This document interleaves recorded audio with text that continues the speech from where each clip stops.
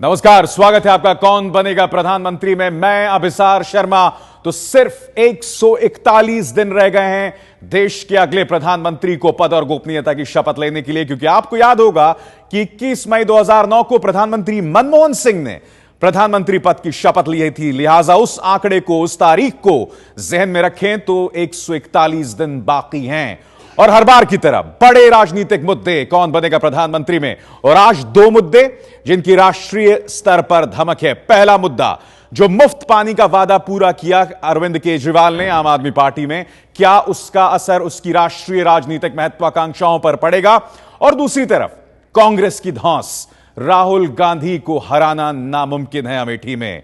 तो क्या यह कांग्रेस का अहंकार है? क्या कांग्रेस हाल ही में मिली हार को भूल गई है? हम आपको बता दें, मेरे साथ तीन खास मेहमान जुड़ रहे हैं इस मुद्दे में।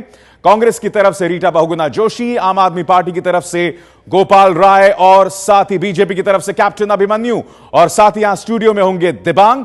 उनसे भी हम बात करेंगे, मगर आइए उससे पहले देखते हैं ये रिपोर्ट।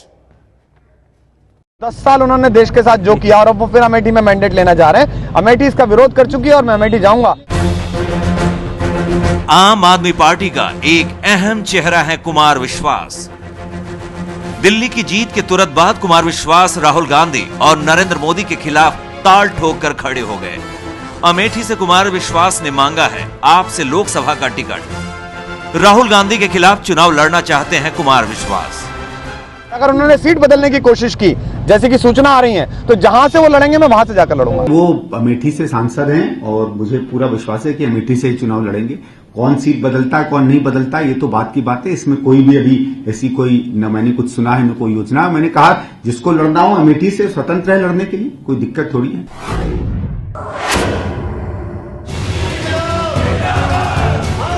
आम आदमी पार्टी ने लोकसभा चुनाव की तैयारी का बिगुल हरियाणा में भी फूंक दिया है। दिल्ली के पड़ोसी राज्य हरियाणा में पार्टी के विस्तार की कमान संभाली है आम आदमी पार्टी के रणनीतिकार योगेंद्र यादव ने। समूचे हरियाणा में आपका जिला सम्मेलन हो रहा है, जहां सदस्यों को पार्टी से जोड़ने का काम तेजी पर है।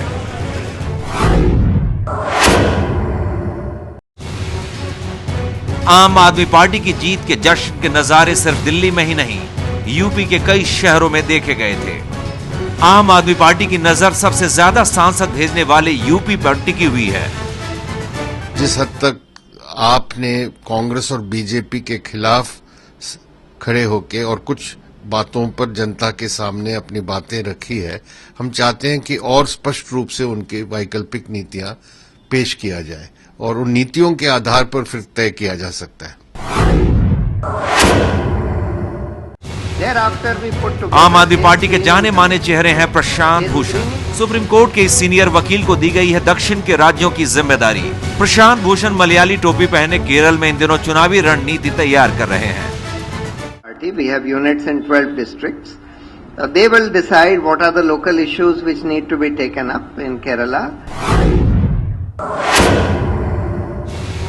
आम आदमी पार्टी की नजर जातिवादी राजनीति से घिरे बिहार पर भी है। पार्टी ने बिहार में अपना सदस्यता अभियान तेज कर दिया है। जनाब है कुंदन सिंह, हिस्ट्री शीटर हैं। इन पर कई आपराधिक मुकदमे चल रहे हैं और इस समय बिहार में आम आदमी पार्टी को खड़ा करने की तैयारी में जुटे हैं। दिल्ली में मिली कामयाबी के बाद अब दूसरी पार्टियों के चेहरे भी आम आदमी पार्टी से नजदीकियां बढ़ाने लगे हैं। कांग्रेस को छोड़कर अलका लांबा और समाजवादी पार्टी से दूरी बनाकर कमाल फारूकी आपके नजदीक आ चुके हैं। बीजेपी ने कांग्रेस पर आरोप लगाया है कि वो आम आदमी पार्टी को फलने फूलने में मदद कर रही है, ताकि मोदी को दिल्ली की सत्ता तक पहुंचने से रोका जा सके। केजरीवाल जी मुख्यमंत्री बनने के बाद इस देश में 110 से 120 लोकसभा क्षेत्र में आम आदमी पार्टी उम्मीदवार खड़ी करेगी।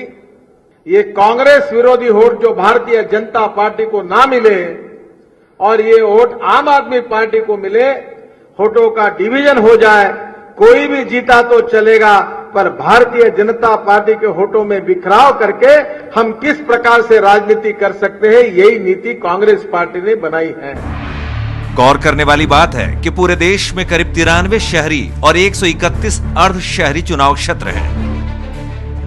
इनमें 131 सीटें ऐसी हैं जहां कांग्रेस और बीजेपी के बीच सीधा मुकाबला होता रहा है। ऐसा माना जाता है कि मोदी की शहरी इलाकों में अच्छी पकड़ है। कांग्रेस की हालत पहले से पतली है।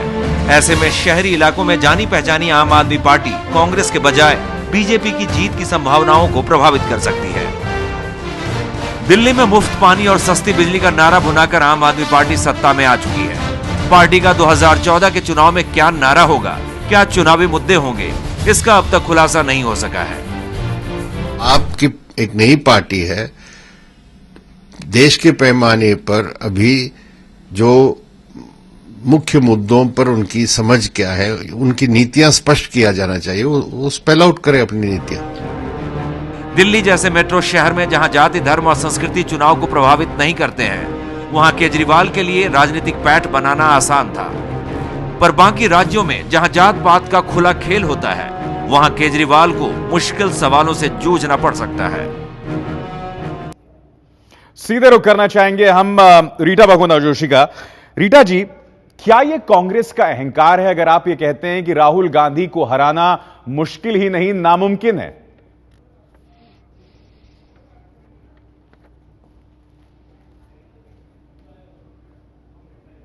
रीटा जी सुन पा रही हैं आप मुझे? चलिए, रीटा जी संपर्क शायद टूट गया है, मगर हमारे साथ और भी लोग हैं। गोपाल राय जी, जो चुनौती दे रहे हैं, ऐसा तो नहीं है कि रजाई से ज्यादा पैर पसार लिए आपने? देखिए, अपने पास तो न रजाई है, न पैर पसारने और घटाने की स्थिति है। ताकत तो आम आदमी के पास है। दिल्ली के अंदर सभी बड़े बड़े राजनीतिक विश्लेषकों के सारे विश्लेषण के परिणाम अब हमारे सामने हैं। लोगों के अंदर जो कांग्रेस और भाजपा की नीतियों से एक मोहभंग की स्थिति पैदा हुई है, वो हमारी ताकत है। आम आदमी हमारी ताकत है। अगर कांग्रेस और भाजपा के जो भी उम्मीदवार हैं, अगर वहां के लोगों की आकांक्षाओं पर खरे होंगे तो लोग उनको वोट देंगे। अगर नहीं खरे उतरे होंगे तो लोग उनके विपक्ष में वोट देंगे। आम आदमी के लिए आम आदमी पार्टी एक मजबूत प्लेटफॉर्म मिल चुका है, उनके लिए एक विकल्प मिल चुका है।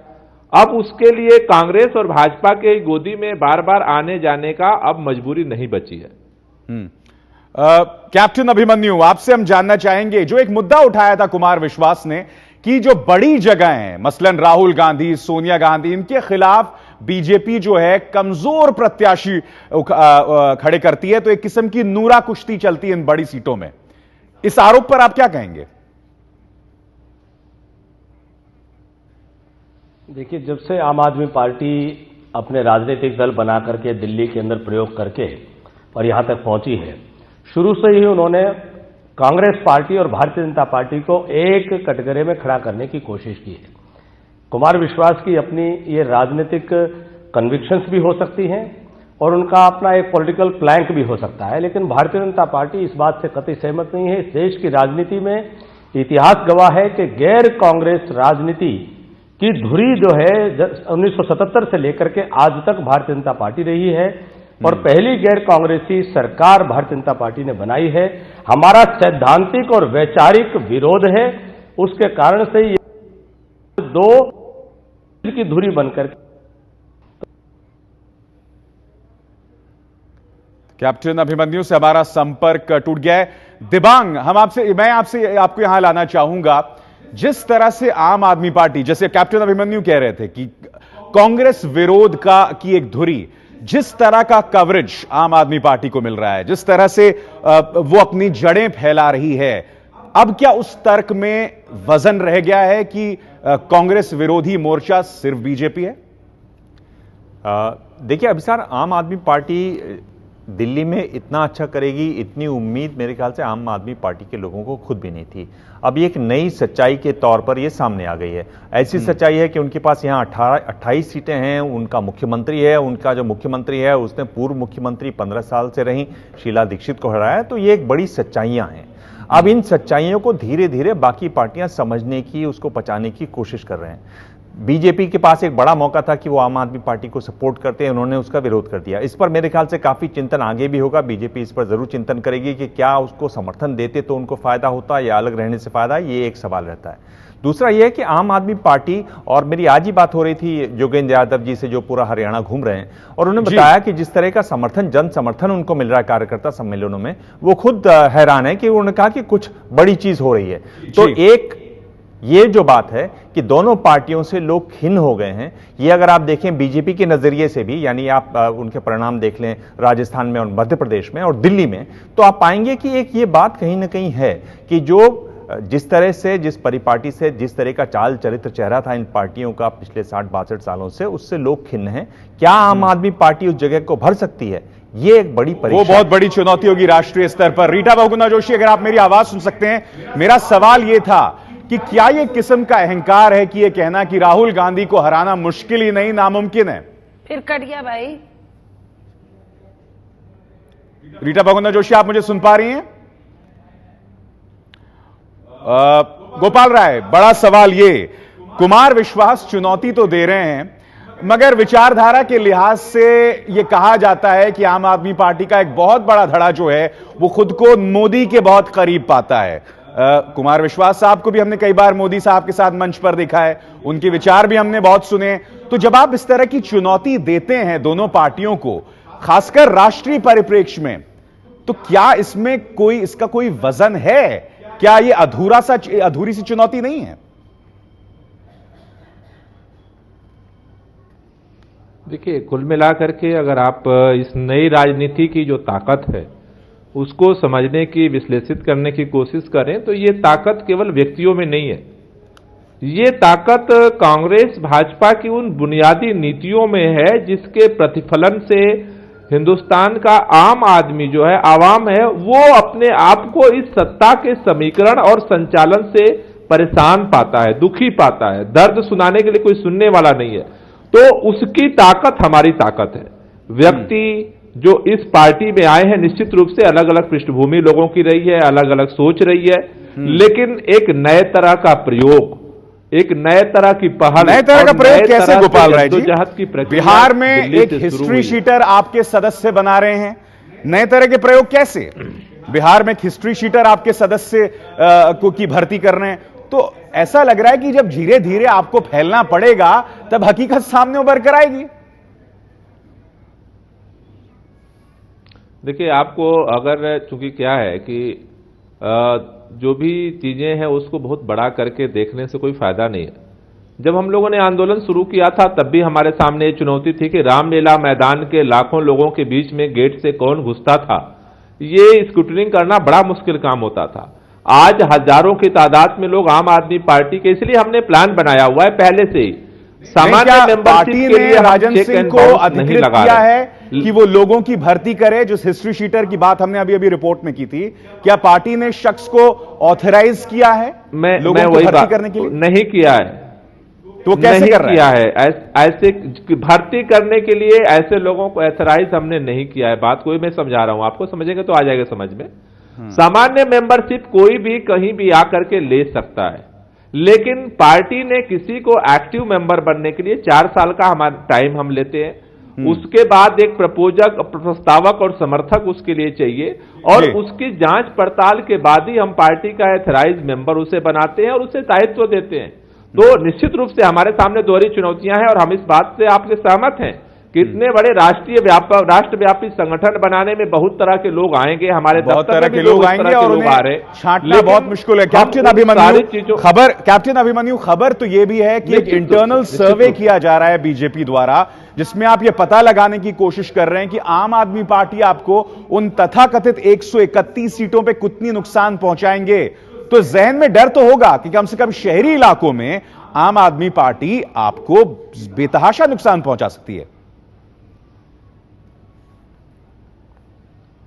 अभिसार जी, स्वाभाविक है कि दिल्ली के चुनाव के परिणाम जिस प्रकार से आए तो उसका अंदाजा और उसका पूर्व अनुमान हम सबको नहीं था, और एक प्रकार से भारतीय जनता पार्टी सबसे बड़ा दल बनकर के भले उभरी और जनादेश भाजपा के पक्ष में था, लेकिन कांग्रेस इतनी नीचे राजस्थान में भी गई, दिल्ली में भी गई, लेकिन राजस्थान में 81% सीटें हमने जीती, दिल्ली में हम नहीं जीत पाए। तो कहीं ना कहीं वोटों का जो विभाजन हुआ और आम आदमी पार्टी की 28 सीटें आई हैं, तो स्वाभाविक है कि उन सब का भविष्य में आकलन करना, अनुमान लगाना एक राजनीतिक दल के लिए आवश्यक है, भविष्य की रणनीति के लिए आवश्यक है। एक सीरियस थ्रेट मान रहे हैं आप आम आदमी पार्टी को? कैप्टन साहब, अतीत से सबक लेता है, वर्तमान का आकलन करता है और भविष्य की योजना करता है। नहीं, आप उसमें थ्रेट मानने की बात है। एक वो विपक्षी दल है। हाँ, चलिए कैप्टन साहब, मैं आऊंगा आपके पास, मैं आऊंगा आपके पास, क्योंकि अब हमारे साथ रीटा बहुगुणा जोशी जुड़ गई हैं। रीटा बहुगुणा जी, मैं तो ये जानता हूं कि रायबरेली और अमेठी में पिछले बार जो विधानसभा चुनाव हुए थे, 10 सीटों में से आप सिर्फ 2 सीटें जीत पाए। अब ऐसे में यह दावा करना कि साहब राहुल गांधी को हराना नामुमकिन है, यह मैं आपका अहंकार क्यों ना मानूं?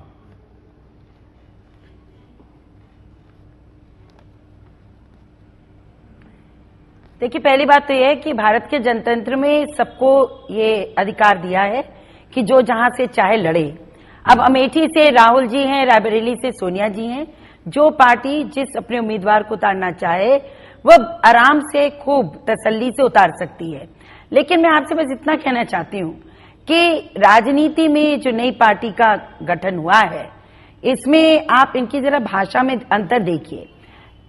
एक जनतंत्र में और राजनीति में भाषा का भी बहुत महत्व है।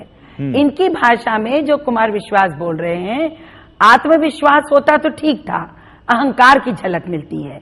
और जो राजनीतिक पार्टी को अहंकार हो जाए कि हम सबसे अच्छे हैं, सबसे बेहतर हैं, वो निश्चित रूप से ऐसी जो नई पार्टी अभी उभर भी नहीं पाई है, उसके नेताओं में इस तरह का अहंकार मुझे बचकाना लगता है। रीटा जी, और रीटा जी, मुझे अहंकार का एक और तस्वीर मैं आपको बताना चाहूंगा। से तो कांग्रेस पार्टी कभी रीटा जी, अहंकार की एक और तस्वीर हमें हमेशा मिलती आई और चुनौतियां हम लेते रहे। जब 2004 में भी चुनौती मिली थी, रीटा जी, जब संदीप दीक्षित ने यह कहा कि राहुल गांधी को वहां से हराना नामुमकिन है, राहुल गांधी को हराना नामुमकिन है। हमने तो इंदिरा गांधी को हारते हुए देखा है बहुत ही मजबूत स्थिति से। तो यह कहना कि राहुल गांधी को हराना नामुमकिन है, यह कांग्रेस का कौन सा अहंकारी चेहरा है?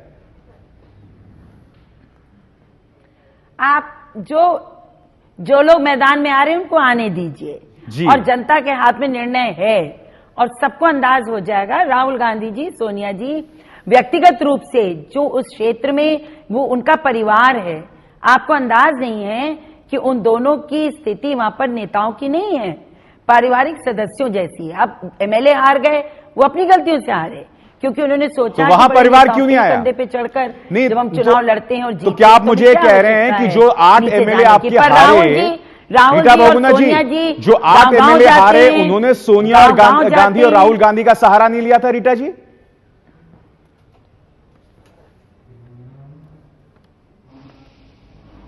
नहीं, आप बात समझने की कोशिश करिए।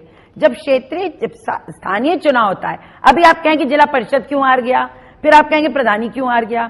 जितना छोटा चुनाव होता है, अपने जनप्रतिनिधि से लोगों की आकांक्षाएं बहुत होती हैं। राहुल जी को लोग प्यार करते हैं, सोनिया जी को प्यार करते हैं, पर अगर जो लोग चुनाव नीचे जीते हैं, चाहे वो ग्राम प्रधान हो, चाहे जिला परिषद अध्यक्ष हो, चाहे वो सदस्य हो या एमएलए हो, उसको खुद काम करने की आवश्यकता होती है। तो मैं नहीं कहूंगी कि जनतंत्र है, इसमें ज्यादा बहस की आवश्यकता नहीं है। जोड़ घटाने का कोई मकसद नहीं। जी रीटा जी, मैं समझ गया आपकी बात। बहुत लोग आकर चुनाव लड़कर अभिमन्यु गए हैं, एक और चुनौती से ही, उसमें कोई चिंता नहीं। कैप्टन अभिमन्यु, आपको नहीं लगता कि कम से कम अमेठी, रायबरेली जैसी जगहों से जरूरी है कि बीजेपी भी अपनी तरफ से किसी दिग्गज को उतारे? जैसे कम से कम आपने नई दिल्ली विधानसभा सीट में कोशिश की विजेंद्र गुप्ता जी को उतारने की। ये जो आरोप लगा रहे हैं कुमार विश्वास कि नूरा कुश्ती होती है आप दोनों के बीच में, इसमें वजन तो है ऐसे में? विशाल जी, मुझे हैरानी होती है कि आप इतने वरिष्ठ पत्रकार हैं, आप भूल रहे हैं कि यही सोनिया गांधी जी जब बेल्लारी से लड़ने के लिए गई थी, हमारे देश की वरिष्ठतम नेता सुषमा स्वराज जी उनके सामने चुनाव लड़ने के लिए गई थी। तो मैं कुमार विश्वास जी की जिस प्रकार से भाषा आ रही है, मुझे माफी चाहूंगा, मैं उस पर टिप्पणी करने के लायक भी उसको नहीं समझता हूं। उसमें एक अगंभीरता जो है स्पष्ट तौर पर दिखाई देती है। आज आम आदमी पार्टी दिल्ली के अंदर क्या वो भूल रही है कि दिल्ली में भारतीय जनता पार्टी सबसे बड़ा दल बनकर के आई है, जनादेश भारतीय जनता पार्टी के पक्ष में है, और आप कांग्रेस पार्टी के साथ सरकार बना रहे हैं जिसके आपने सरकार न बनाने की सौगंध खाई थी। और कांग्रेस पार्टी ने भी, शीला दीक्षित जी ने कहा था, न समर्थन लेंगे न समर्थन देंगे, किस कन्विक्शन के आधार पर आप ये जनादेश अपने पक्ष में मान रहे हैं? फिर भी हमने कहा कि हम इस सरकार के कंस्ट्रक्टिव ऑपोजिशन, एक सकारात्मक विपक्षी भूमिका निभाएंगे, लेकिन ये अति उत्साह का जो कारण है वो हमें अभी तक समझ में नहीं आया है। जी, जो भी अति उत्साह है, क्या उसका चुनावों पे असर पड़ेगा, ये भी हमें देखना पड़ेगा। हमारे साथ तमाम खास मेहमान बने हुए हैं। कौन बनेगा प्रधानमंत्री में वक्त है एक और छोटे से ब्रेक का। सियासी बहस जारी रहेगी थोड़े से इंतजार के बाद।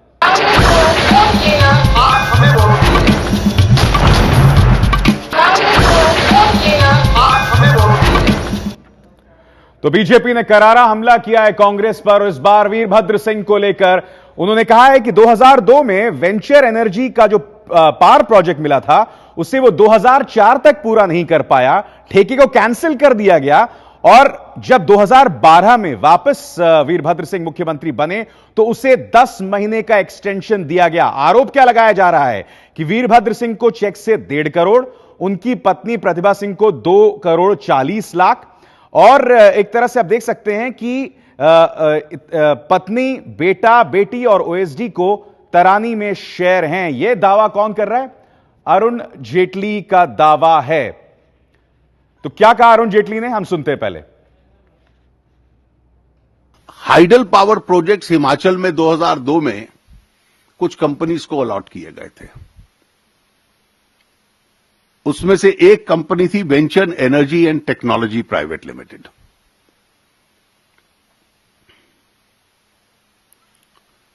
इस कंपनी ने डिफॉल्ट किया प्रोजेक्ट के एग्जीक्यूशन में, तो 2004 में उनका कॉन्ट्रैक्ट कैंसिल कर दिया गया। उस वक्त भी वीरभद्र सिंह चीफ मिनिस्टर थे। कंपनी के जो मालिक हैं या प्रमोटर हैं वो है वन श्री वकामुला चंद्रशेखर।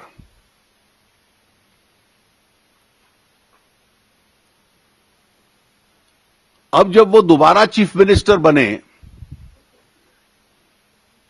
लगभग साल पहले, तो वही प्रोजेक्ट का मामला उनके सामने आया।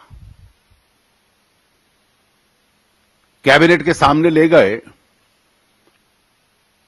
और 10 महीने का एक्सटेंशन उसको और दे दिया गया। तो venture energy technology private limited को ये एक्सटेंशन देते हैं, पुराना कैंसलेशन समाप्त हो गया। अगला चरण यह है कि उसके जो प्रमोटर हैं वकामुला चंद्रशेखर, वो श्री वीरभद्र सिंह और श्रीमती प्रतिभा सिंह को बाय चेक 1.5 करोड़ और 2 करोड़ 40 लाख पेमेंट करते हैं। कि इसी वकामुला चंद्रशेखर की कंपनी है तरानी इंफ्रास्ट्रक्चर लिमिटेड, सेम प्रमोटर की। इसी पैसे से इनकी पत्नी, अब पैसे का कोई कलर नहीं होता, इससे यहां उसी किटी में से जो पैसा आया, बेटा और बेटी, उसकी दूसरी कंपनी तारिणी इंफ्रास्ट्रक्चर के शेयर होल्डर्स बन जाते हैं।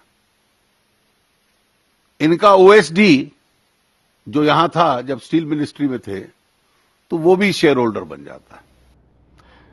चलिए, वीरभद्र सिंह की क्या सफाई है वो भी हम आपको सुनाते हैं। जी हां, हम आपको बता दें कि गंभीर आरोप यहां पर बीजेपी ने लगाए हैं मुख्यमंत्री वीरभद्र सिंह के ऊपर।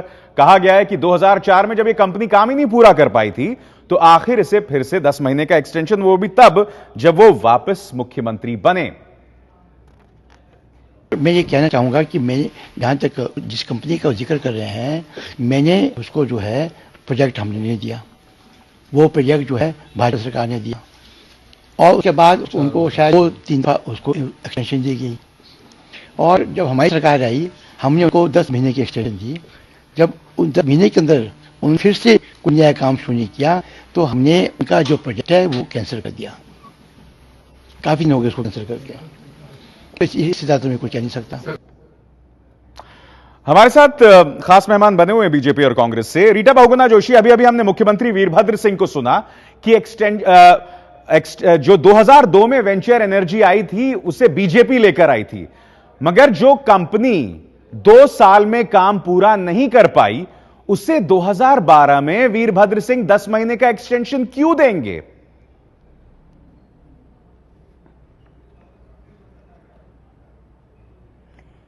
के संदर्भ में मुझे कोई जानकारी नहीं है। मैंने अभी जो कुछ सुना है आपके चैनल से ही सुना है। इस संदर्भ में वीरभद्र जी ही सबसे उपयुक्त उत्तर देंगे, और अगर आपको किसी पैनलिस्ट से डिस्कशन चाहिए तो फिर जब अगले दिन डिस्कशन या कभी आप आगे करेंगे तो हम इस पर विस्तार से बात करेंगे। इस संदर्भ में मेरे पास कोई आपके लिए अभी जवाब नहीं है।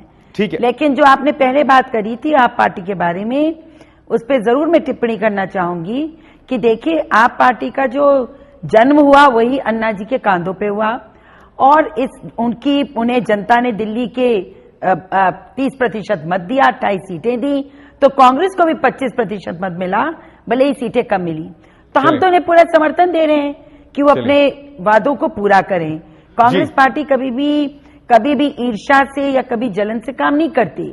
अगर कोई पार्टी एक लोकतांत्रिक पार्टी है, अगर वो पार्टी धर्मनिरपेक्ष पार्टी है और जनता का उसको विश्वास प्राप्त है, तो हमारा समर्थन उसको रहता है कि वो अपने काम पूरे करे। चलिए, मैं जानता हूं इस मुद्दे पर आपके पास जानकारी नहीं है, और मैं कल आपसे जरूर इस पर बात करूंगा। कैप्टन अभिमन्यु, मुख्यमंत्री वीरभद्र सिंह ने आरोप लगाया कि इस कंपनी को मैदान में लाने का जिम्मा तो बीजेपी का था। तो जो आरोप अरुण जेटली लगा रहे हैं, यह आरोप तो आप पे भी लगना लाजमी है। अभिसार जी, आप अगर इसकी पूरी गहराई में जाएंगे तो आपको जानकारी प्राप्त होगी कि एक टेंडर प्रक्रिया के तहत कोई कंपनी आती है और टेंडर की अपनी शर्तें हैं, शर्तों के वो पूरा नहीं करती है जिस समय सीमा में प्रोजेक्ट बनाना चाहिए था, तो प्रोजेक्ट शर्तों के अनुसार कैंसिल होता है।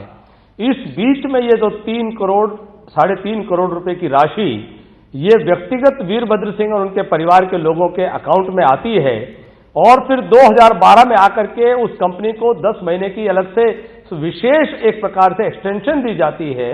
तो वीरभद्र सिंह जी ने क्या जवाब दिया कि उनको उनके परिवार के सदस्य के किस प्रकार से उनको शेयर क्यों अलॉट हुए, और वो पैसा उनको किस कारण से आया, क्या उन्होंने सेवा दी थी उस कंपनी के लोगों को, ये उसका जवाब नहीं दे रहे। तो इधर उधर की ना बात कर बताइए कारवां क्यों लूटा। मगर अब क्या करें, इस पर रीटा बहुगुणा जी के पास पूरी जानकारी नहीं है। मगर जो फैक्ट्स ऑफ द केस पर हम नजर डालें रीटा बहुगुणा जी, कि किस तरह से प्रमोटर वीएम चंद्रशेखर ने की कंपनी में, ये फैक्ट है रीटा बहुगुणा जी, कि उनकी कंपनी तरानी इंफ्रास्ट्रक्चर में वीरभद्र सिंह की पत्नी, बेटा, बेटी और ओएसडी के शेयर्स हैं। अब शेयर्स हैं, ये तमाम चीजें फैक्ट हैं, तो जाहिर सी बात है इसमें कोई थ्योरी या कंजेक्चर की बात तो है नहीं।